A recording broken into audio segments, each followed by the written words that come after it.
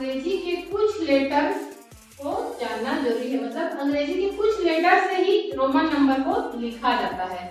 उसका बेसिक हमको लिखना आना है, उसके बाद बाकी बन जाता है। ठीक है, तो इसमें देखो एक 1 लिखा है ना, 1 को हम अल्फाबेट आई से दर्शाते हैं।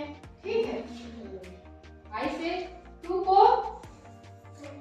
2i लिख देते हैं और 3 में 3i। बस 3i तक ही लिखेंगे, इससे ज्यादा i नहीं लिखेंगे। 4 है तो 4i लिख दे, ऐसा नहीं। 1 2 3 इतना को जानना है। उसके बाद देखो 5 को हम लिखते हैं v और 10 को लिखते हैं x। ठीक है, अब इसके अनुसार हमारा बाकी का नंबर बनेगा।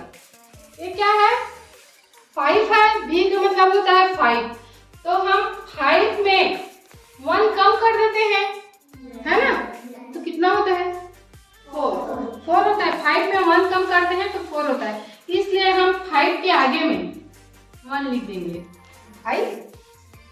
ठीक है, और जब 5 में एक आई हम ऐड कर देते हैं तो कितना हो जाएगा 6। 7 लिखने के लिए क्या करेंगे, 5 में हम कितने आई ऐड करेंगे, 1 2, 5 और 1 2 कितना हुआ, 2 आई लिखे तो 7 हो गया। 8 लिखने के लिए 1 2 3 आई लिखिए तो 8 बन गया। ए क्या है 10 लिखा है, 8x का मतलब होता है 10।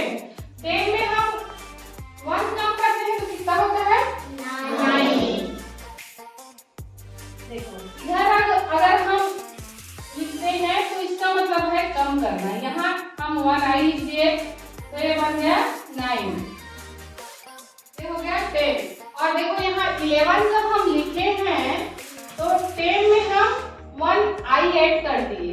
ठीक है, 1 ऐड कर दिए तो कितना बना 11। 12 में हम 2 ऐड कर दिए i तो 12 बन गया। इस तरह हमारा आगे नंबर भी इसी के अनुसार बनते जाएगा।